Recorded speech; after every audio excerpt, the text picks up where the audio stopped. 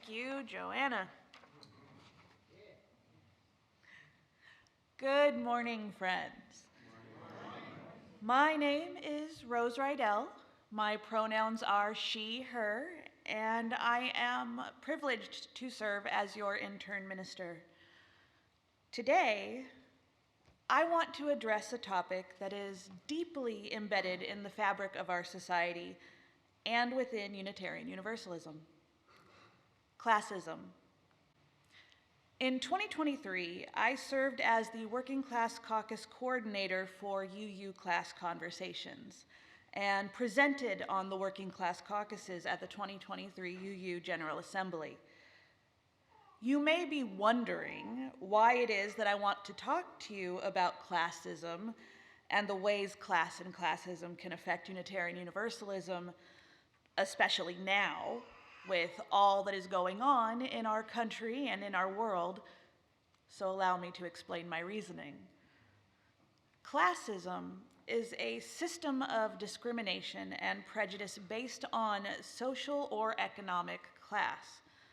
It is deeply woven into the fabric of society, yet it is often overlooked, dismissed, or seen as less urgent than other forms of oppression. As Unitarian Universalists committed to the inherent worth and dignity of every person, it is essential for us to confront classism directly, especially in the current political climate. Today, economic inequality is widening, and many people are struggling to meet basic needs like housing, healthcare, and education. Policies and political rhetoric often exacerbate these divides, creating scapegoats and pitting people against one another instead of addressing systemic causes.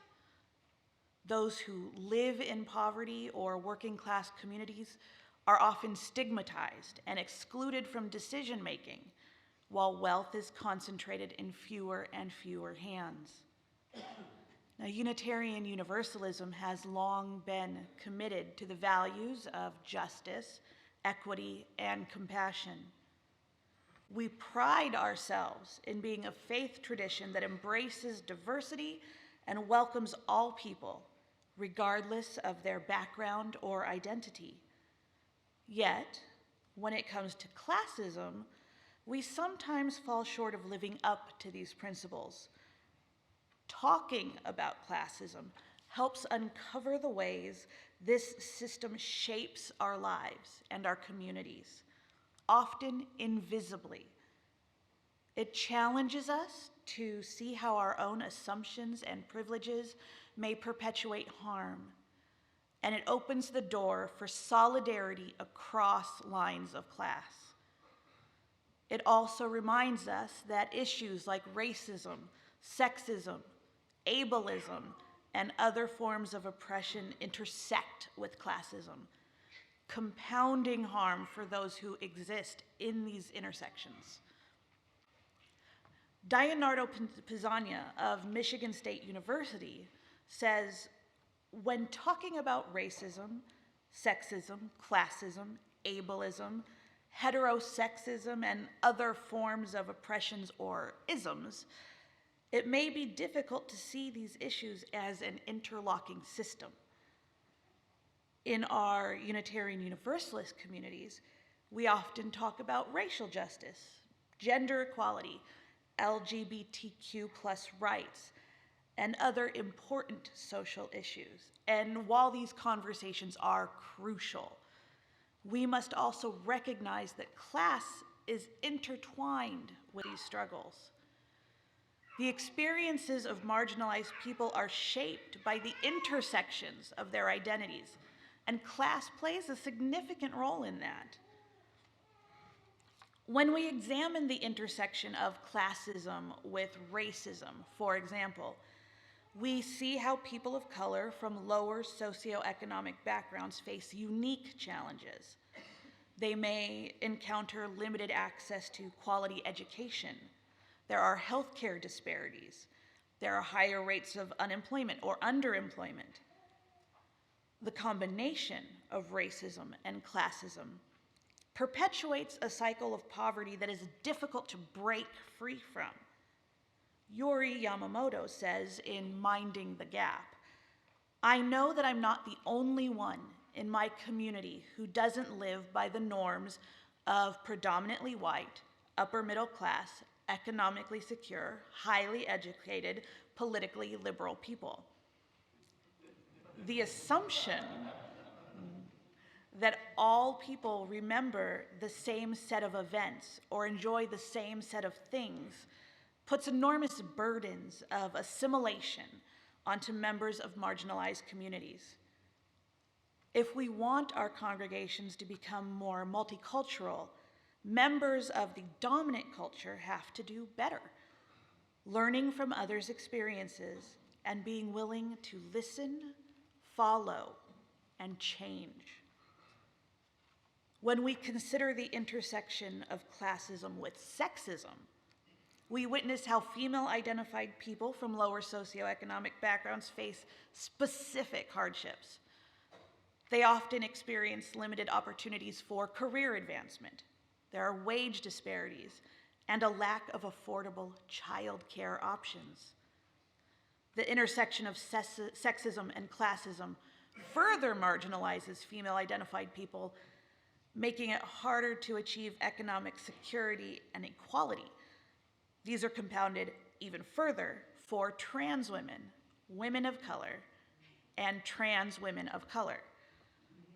Now, my own child, who is a trans woman of color, endured so much discrimination and hate speech at her first job in fast food when she was 16 years old that she eventually had to quit that job out of fear for her own safety.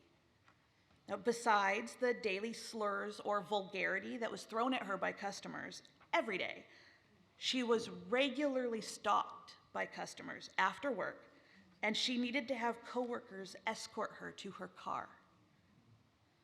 So these kinds of conditions make employment difficult to sustain and thus hampers the ability to attain economic security. Classism also intersects with ableism, as individuals with disabilities from lower socioeconomic backgrounds face additional barriers. Accessible housing, healthcare, employment opportunities are lacking, and they're leaving them more vulnerable to poverty and exclusion.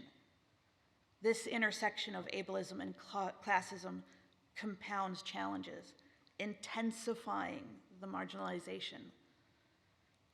To quote the prophecy of the disabled body, caring for one another is a moral responsibility. Even bodies that do not conform to a capitalist standard of working for pay, all bodies are worthy of our care and concern because they are human people with human bodies. Now, Pizzagna says there are 4 levels to the interlocking system of isms, the first being the personal level. The personal level is associated with our values, beliefs, and feelings about individuals different from us and ourselves. As we grow up, we are bombarded with direct and indirect messaging that shape our values and the way we view the world. If we are from a dominant culture, we are getting subtle and not so subtle messaging of superiority, of being the norm. For instance, Reverend Sarah Getty McNeil, the Professional Development Programs Manager at the UUA, told me the story of introducing her mother to Unitarian Universalism. She said, "I grew up in Southern Indiana in a working class family. Neither of my parents had completed a college degree. I found UUism myself as a first-generation college student. I remember my parents coming with me to a UU worship. Now, I believe the theology fit my mom perfectly, but I think the class assumptions are what kept her away and from becoming a UU. So much of the language used in the congregation I came from in a university town was overly large and inaccessible. Our centering of the written text and sounding like we were super intelligent is very present.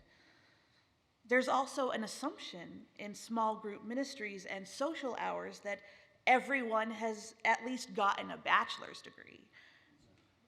Those kinds of conversations made for a sense of shame that their education and work wasn't valued. The second level Pisanio talks about is the interpersonal level. At this level, the focus is on our actions, behaviors, and language as we interact with individuals different from us. So if one believes that poor people are poor based on bad personal choices, they may try to change these individuals' thinking through shaming them for their choices or not taking into account the complexities of living in generational poverty. Tony Brumfield, a longtime lay leader in San Diego, who is mestizo, a blend of Northern European and indigenous Mexican, identifying as Chicano, says, there is a reluctance to provide financial assistance to people who are poor. The assumption is that poor people aren't responsible with money, and if given money, they will use it irresponsibly. When I was going through a financially difficult time, I needed assistance. Unemployment wasn't enough to cover my expenses. Now, the third level talked about is the institutional level. This level includes the rules, policies, procedures, and practices within an institution that define who is welcome and who can fully participate. A written policy may state that only individuals with certain degrees or formal education can apply for certain jobs, directly or indirectly excluding individuals who may have informal experiences or other wisdom that could be considered as valuable for the position. And the fourth and final level is the cultural level. In short, the cultural level is the social curriculum that inundates us on our daily interactions across differences. These cultural messages and norms can be direct and indirect and serve to maintain power and privilege for those in the dominant groups. As Unitarian Universalists, it is our responsibility to confront and address these intersecting oppressions. We must examine our own biases, challenge our assumptions, and actively work to create inclusive spaces that uplift and empower all individuals, regardless of their class or the intersections of their identities. And here are a few steps we can take as a community. The first being education. We need to educate ourselves and others about the intersections of class with other forms of marginalization. I suggest starting with a few books. There's Elite, Uncovering Classism in UU History, Class Action, The Struggle with Class in Unitarian Universalism, and both of those are available at uuabookstore.org. Also, I recommend Meditations on Class, Reflections, Insights, and Commentaries, available at uuclassconversations.org. The second thing we need to do is listen and amplify voices. We must actively listen to and uplift the voices of those directly impacted by classism and intersecting oppressions. By centering their experiences and perspectives, we can create more inclusive and empathetic communities. Thirdly, advocacy and action. We need to advocate for policies and practices that address the intersecting injustices faced by marginalized individuals. And what does this look like in UU spaces? So consider things like this. Does your congregation or do your committees require leaders to spend their own money and then be reimbursed for things? This prohibits people without funds from rising to leadership. Are all of your meetings and events geared towards people with 9-to-5 jobs? How does someone with a 3 to 11 shift get to participate in the life of your church? And rather than having conversations about how we as haves can invite have-nots to share our churches, can we instead have conversations that say, this is what we believe all of the people in our church should be able to do. Now, how do we make that possible? Forget about charity. Embrace solidarity. And lastly, we need to look at economic justice. Within our own communities, we can strive for economic justice by examining our practices and our structures. We can ensure fair compensation for staff and for contractors, offer accessible programs and services, and actively engage in efforts to alleviate poverty. And I would say this congregation does a good job at that, and there's always more work to do. In this moment, where political decisions often prioritize corporate interests and wealth over people's basic needs, addressing classism is an act of justice and compassion. It calls us to listen to the voices of those most effective, advocate for policies that uplift everyone, and challenge systems that dehumanize and divide us. As Unitarian Universalists, we are called to build the beloved community, a world where everyone's worth is recognized and no one is left behind. Talking about classism is a part of this sacred work.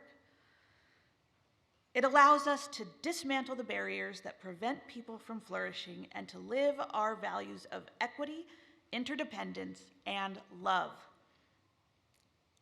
Friends, we are a loving people. We strive for justice. And I firmly believe that classism that exists in UU spaces is not a matter of intention, but rather a matter of attention. It can be difficult to see systems of oppression that do not directly affect us. And so we must actively look for and bring awareness to these systems with fresh eyes. We cannot allow ourselves to be hemmed in by disruptive and abusive patterns of behavior just because they're the way things have always been. Sometimes disrupting the status quo is the medicine. May we bring the medicine to our lives and communities. May it be so.